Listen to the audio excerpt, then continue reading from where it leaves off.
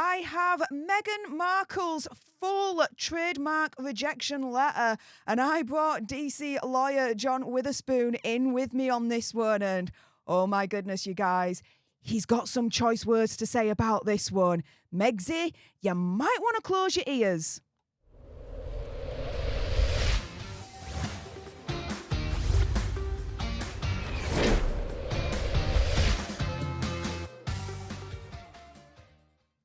Hey up everyone, it's me, Stef the Alternerd, your nerdy alternative, and welcome to another dose of the Daily Nerd, where I break down the royal news and gossip of the day that's pretty much caught my eye, and oh my goodness, yeah. Let's jump into this madness, shall we? Now, if you missed my video from earlier on today, please go and watch that. I'll link it in the description bar below, and it'll be at the end of this video, but in this particular Daily Nerd, I have brought in my good friend, Mr. John Witherspoon, and he's going to provide his legal take and analysis on this.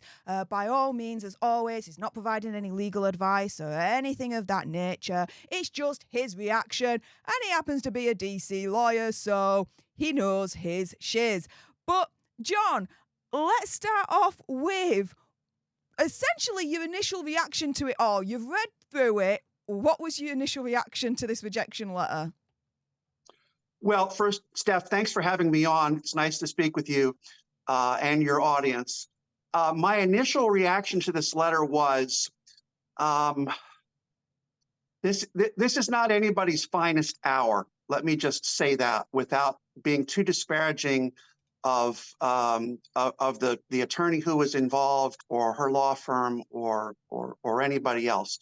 There are a number of things here, and we'll talk about them, that strike me as some errors in pretty basic blocking and tackling as far as this application that was submitted, I believe, back in March.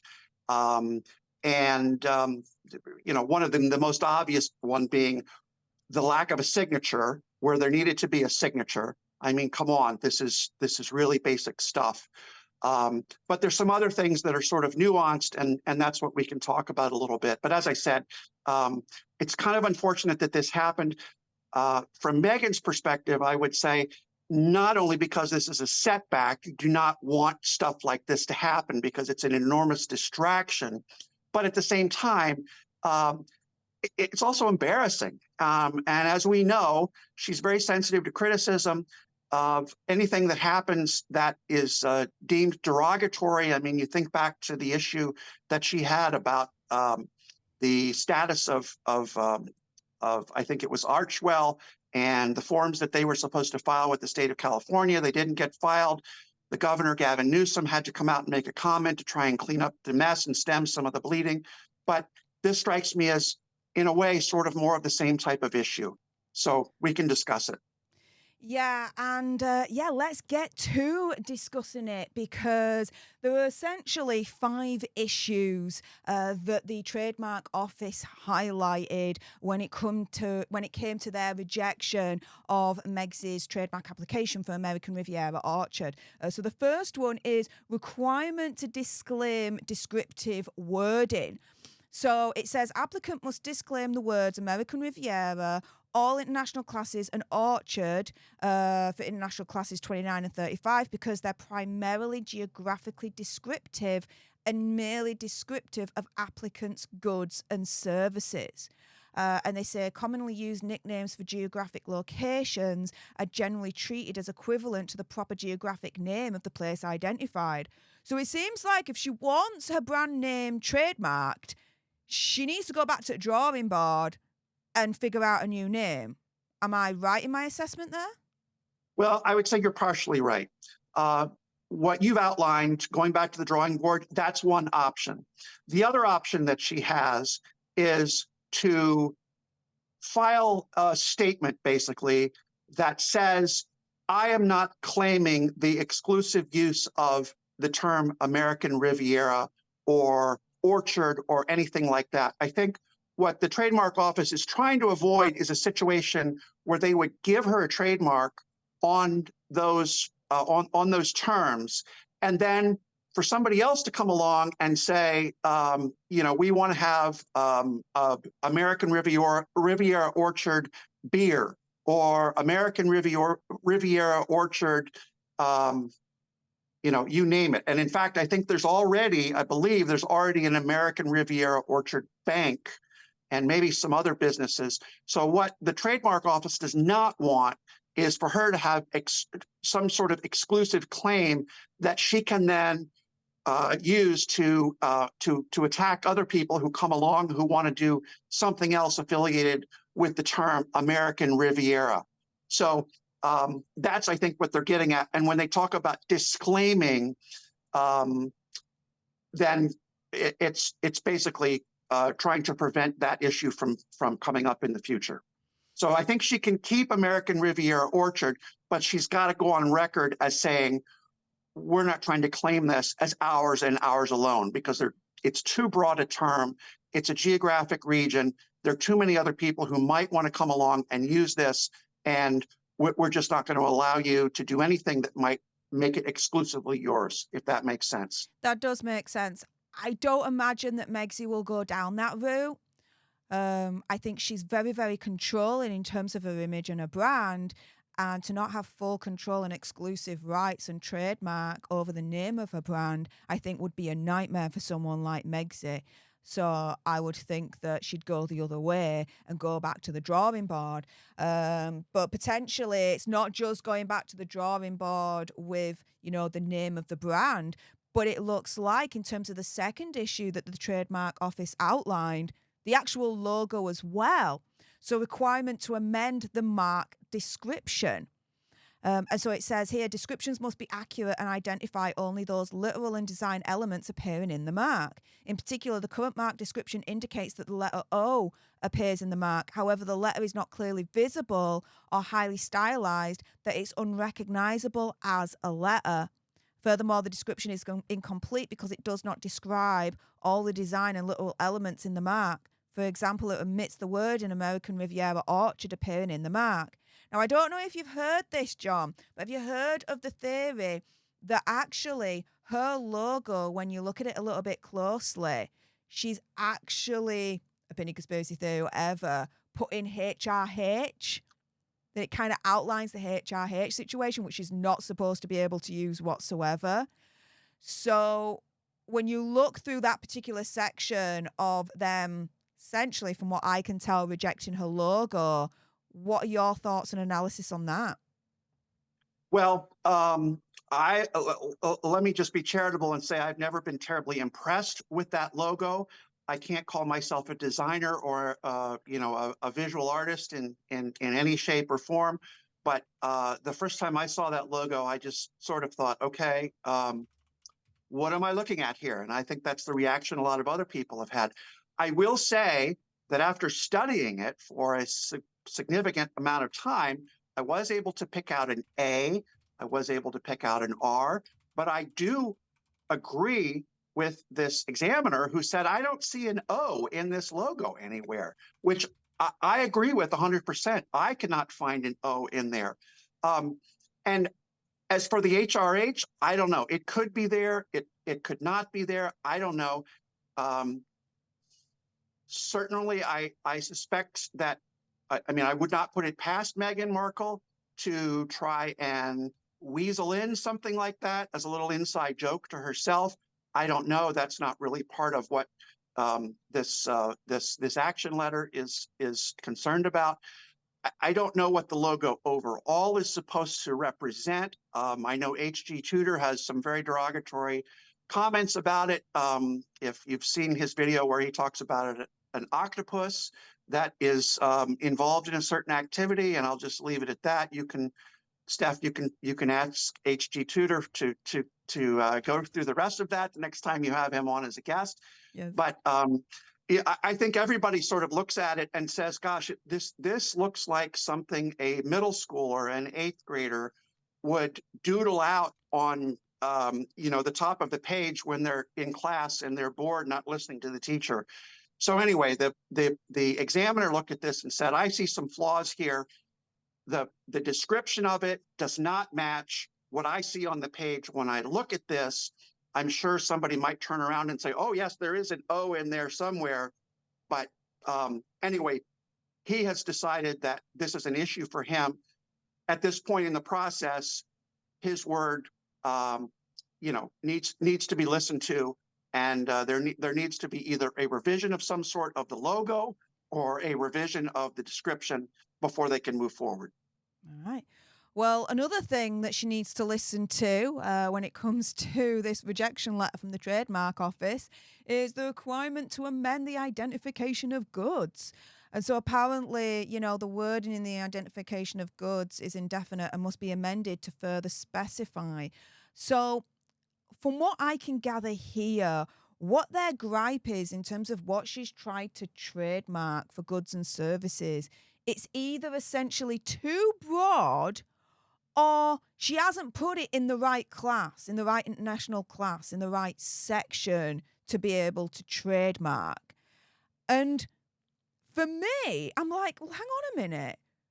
I'm asking myself, who the hell has she hired here?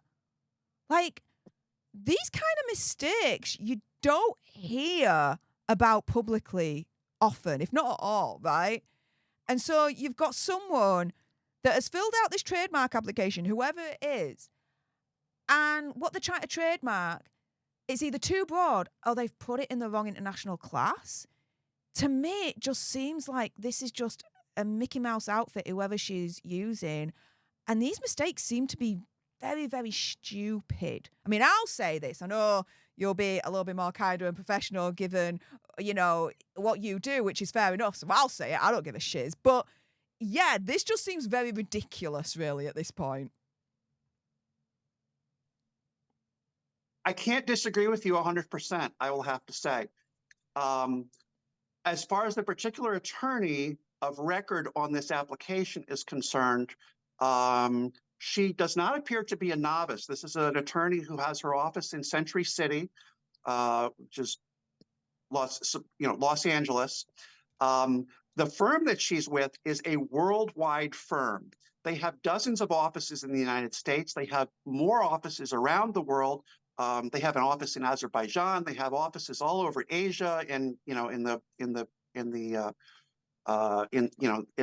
Asian area, like around Japan and Indonesia and those types of places. And this attorney in particular has been out of law school since 2006. She is a partner in this particular firm, so she does not appear to be a novice. And I'm sure that her hourly rate is not inexpensive either. So to see these types of gaffes is a little bit surprising for me. One of the things that you always have to be careful about in a case like this, in a filing like this for a trademark, is on the one hand, you have to be sure that you've covered all your bases.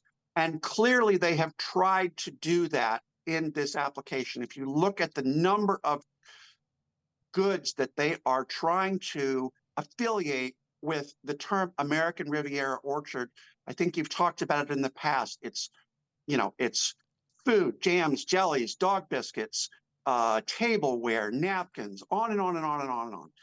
And on the other hand, one thing that you don't want to do is what's frequently referred to as being too clever by half, which is another way of saying, as my dad would sometimes say, building a bomb and having it blow up in your hands. And that's a little bit of what has gone on here, because they've been so nauseatingly exhaustive in listing all of these items.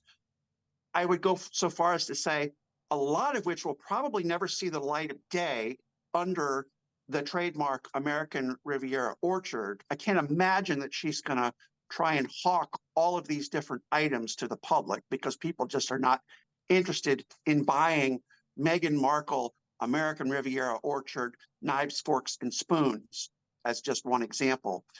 But they've listed so many different items in their attempt to be comprehensive that they've really overdone it, and they've overwhelmed themselves. And that's why you get, for example, from this office action letter, the example of napkins. Well, are you talking about paper napkins, or are you talking about textile or linen napkins?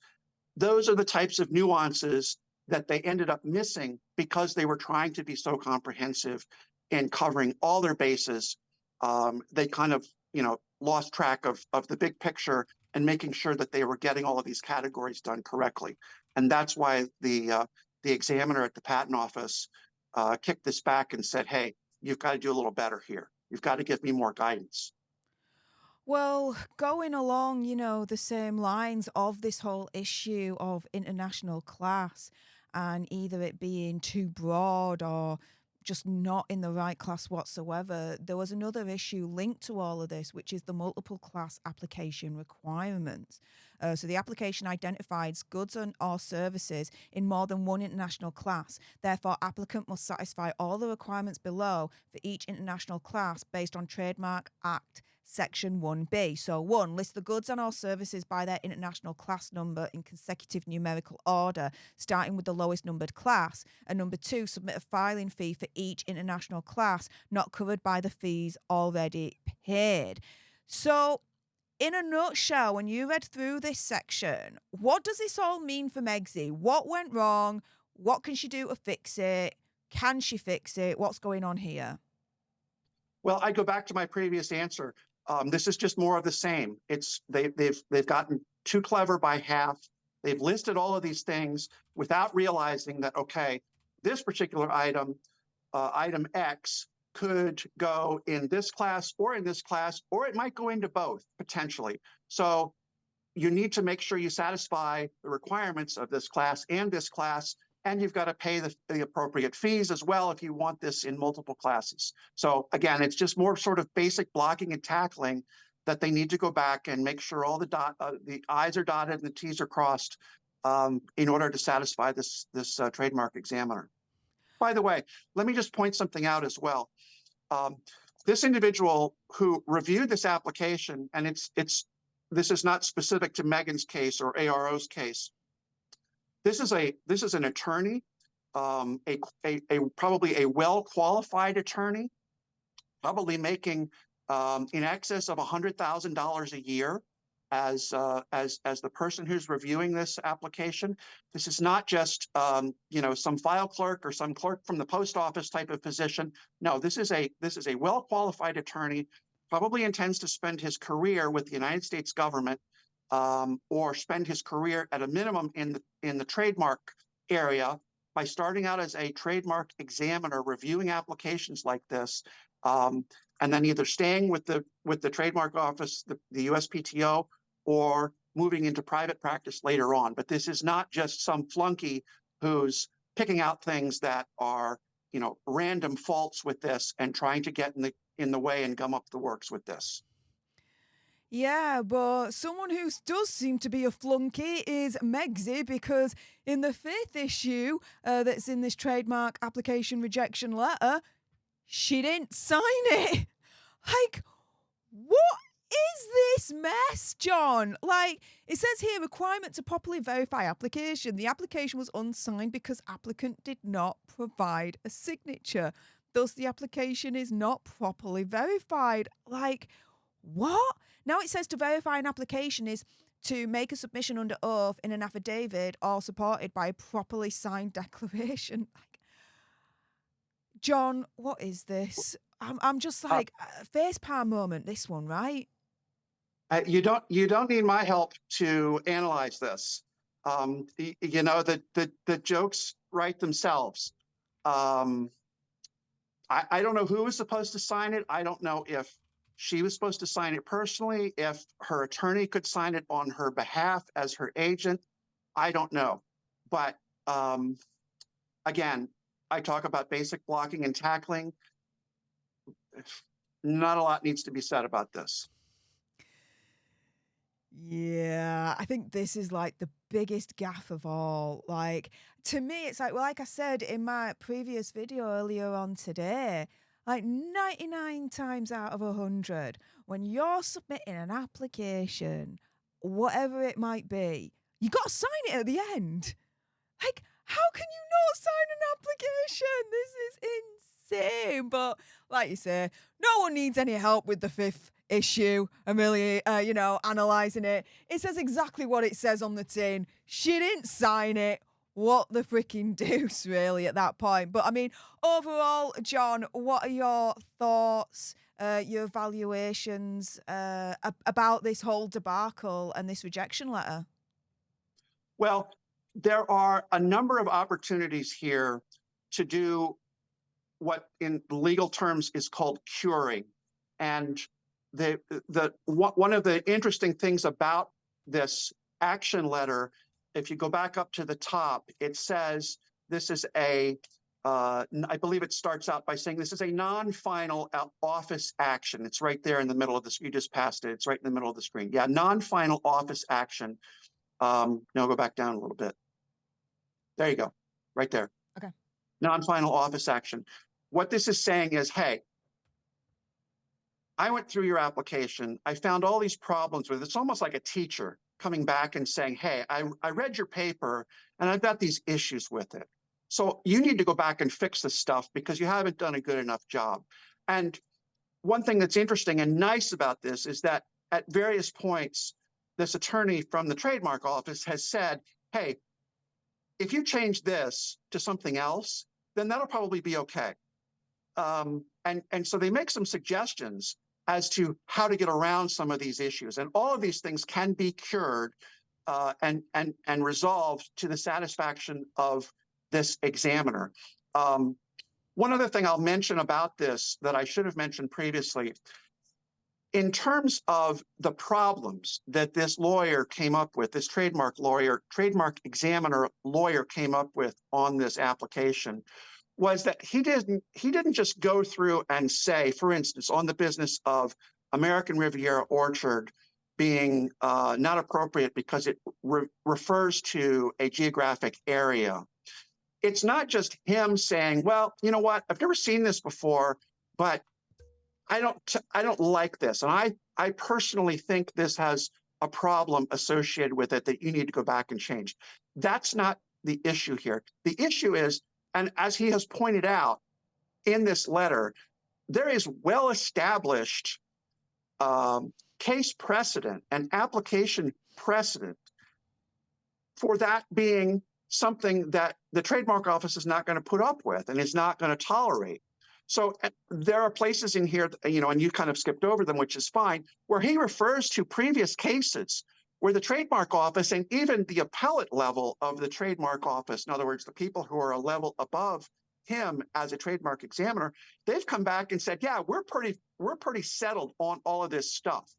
So the idea that this application comes back and makes this mistake when there is not only, basic rules and regulations that say we're not going to allow this, but there have also been test cases where people have come along in the past and have said we're not going to allow this. That makes it even more remarkable that this was the state of affairs when this was filed and that they didn't disclaim the entirety of anything in the world that might have to do with American Riviera Orchard. So. Well, guys, on that bombshell, if you appreciated what John said, and I know you did, then do make sure you give him a good old-fashioned follow on his Instagram page at Witherspoon DC. It's the only way you guys are able to contact him and ask him questions. He can't guarantee to answer all your questions, but there is a way to contact him, and this is it. But John, I know that there are a couple more shout-outs that you want to make. Go for it, mate. Go nuts. Thank you, Stef. I appreciate it. I just want to acknowledge a couple of people whose work as content creators I really enjoy a lot. And I know you have several times called out Royal News Network and Brittany over there at Royal News Network, I think, had a scoop on Prince Harry being spotted at the airport, getting on a plane of some sort to go over to his uncle's funeral within the last week or so. Brittany is remarkable to me. She is, I know you work very hard, Stef, and I know a lot of other people do too, but this creator, Brittany at Royal News Network, just blows me away. She's very thoughtful in her work. She does podcasts, she does live streams that are many, many, many hours long. She does travel groups to Europe to see, castles and palaces and all that kind of thing. She does some merching of jewelry. Just remarkably hardworking, and I really, really respect what she says. And I also respect the fact that she takes a very long-term view of Harry and Meghan's relationship, of William and Princess Catherine's relationship as well. I just can't say enough good things. So please check her out over there at Royal News Network. The other person I want to call out is a creator named Cheer Denise, and Cheer is spelled Cheere, Denise. She has done some remarkable book reviews of she's done Spare. She tried to do Omid Scobie's book. She could only get halfway through before she pulled the plug and said, I can't take it anymore. And the audience was begging her to stop because it was so uninspired. Yeah, there's her picture on the screen. She's currently doing the Mountbatten's book. She's done several other books. She's also doing, there's a book called Ask Not, which is absolutely fascinating about the Kennedys. I cannot say enough good things about Cheer Denise. She's hilarious. She offers some brilliant insights, I think, some great insights into, what in the world is wrong with people like Prince Harry and Meghan Markle. Go over and give her a try. I think you'll be really, really intrigued by what she has to say. She really works hard as well, just as Brittany does. Yeah, I always like to lift up fellow content creators and promote them wherever I can. So thank you so much, John, for doing that here. If you appreciated what came out of my gob, and of course you did, that's why you're here, then make sure you subscribe to join our alternate tribe, like, share, comment, all that good stuff. Thank you so much for tuning into this video. Really appreciate your face. Thank you again to John for joining me for this video. Appreciate you, friend. And yeah, to everyone out there, till the next time, you guys. Laters.